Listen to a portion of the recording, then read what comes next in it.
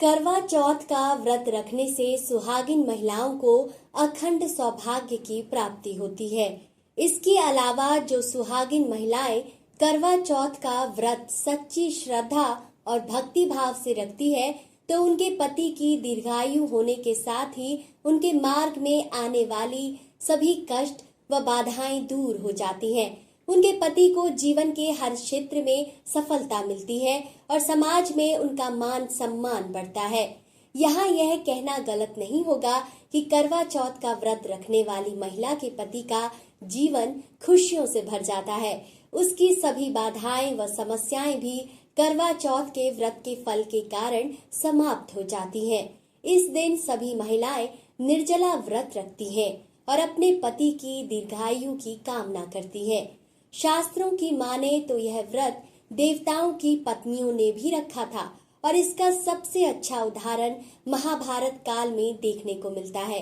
वैसे तो करवा चौथ व्रत को लेकर बहुत सी कथाएं व कहानियां प्रचलित है। इसमें से एक माता पार्वती और महादेव से भी जुड़ी हुई है, जिसके अनुसार सबसे पहले करवा चौथ का व्रत माता पार्वती ने ही महादेव के लिए रखा था। आज की वीडियो में हम आपको माता पार्वती और महादेव की इसी कथा के साथ करवा चौथ की अन्य कथाओं के बारे में भी बताएंगे। माता पार्वती ने रखा महादेव के लिए करवा चौथ व्रत।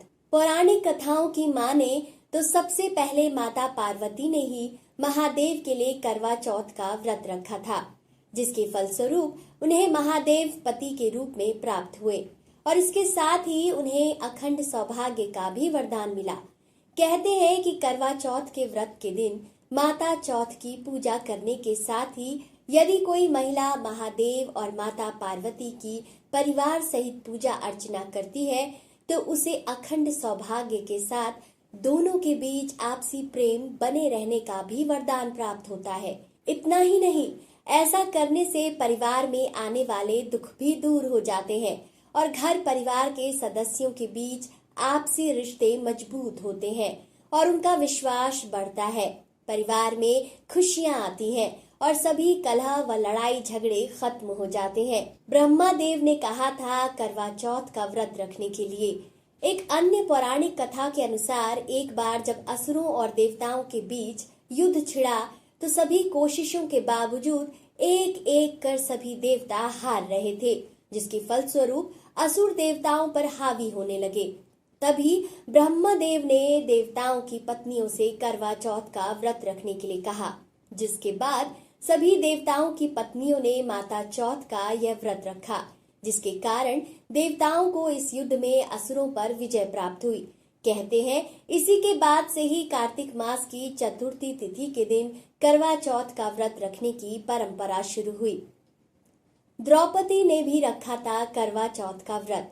जैसा कि हमने बताया, करवा चौथ के व्रत की एक कथा महाभारत काल से भी जुड़ी हुई है, जिसके अनुसार एक बार जब अर्जुन नीलगिरी पर्वत पर तपस्या करने के लिए गए, तभी अन्य पांडवों पर तरह तरह के संकट आने लगे, जिससे बचने के लिए द्रौपदी ने भगवान श्री कृष्ण से इसका उपाय पूछा, जिस पर भगवान श्री कृष्ण ने द्रौपदी को कार्तिक माह की चतुर्थी तिथि के दिन करवा चौथ का व्रत रखने के लिए कहा।